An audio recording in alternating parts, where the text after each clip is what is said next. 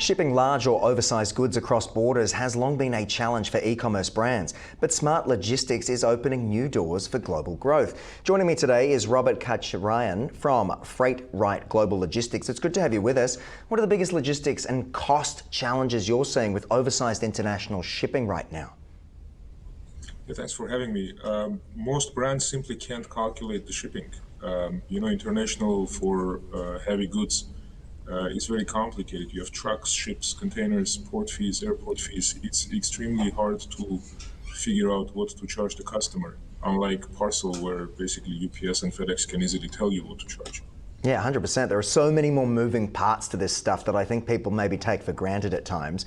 Why are some e-commerce brands, though, perhaps missing out by avoiding these cross-border opportunities that you and your team have identified?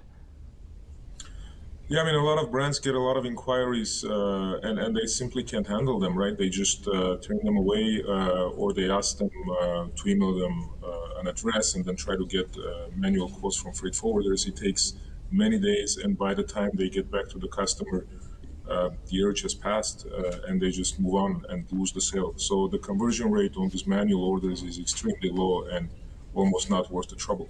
100%, and of course nothing worse than a cart that remains unprocessed. People fill up their carts and just leave the website. But how does direct international fulfillment help reduce those costs and boost that reach that so many businesses, e-commerce businesses I should say, are after right now? It seems to be a busy market. Absolutely. Well, I'll give you an actual example of an Australian brand that imports container loads of their products to Australia, and then when they have a sale in the United States, they would until now either turn it down or manually quote and then ship that item from Australia to the United States. Whereas, we're now able to basically calculate the shipping on the spot, and once the customer checks out, we basically ship that product from their Asian factory directly to the United States to the consumer, instead of shipping it to Australia, paying duties and taxes in Australia and then shipping it to the United States. Basically, you unclutter all the expenses, all the logistics. It's much faster, it's much cheaper, and now this Australian brand is able to sell to American consumers without having presence in America. And jumping through all of those hoops and of course picking up all of those taxes along the way is something so many e-commerce brands actually just cannot afford to build on. But what steps do you think brands can take now to prepare for global expansion? What sort of advice or ideas might you present us today, Robert?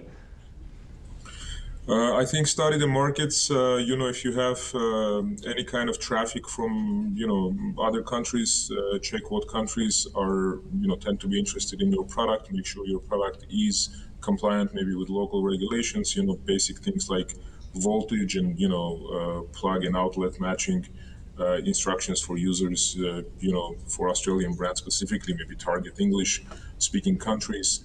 That's where you start, and then reach out to a company like Right to see how you can quickly start selling in that market. Robert, tell us a little bit more about Right. What kind of solutions are you bringing to the table, and how are you making it such a seamless experience for folks out there looking to get their products overseas? Yeah, so we're based in Los Angeles. We're a nimble team of 50 employees. We've been in the business of international logistics for almost 20 years.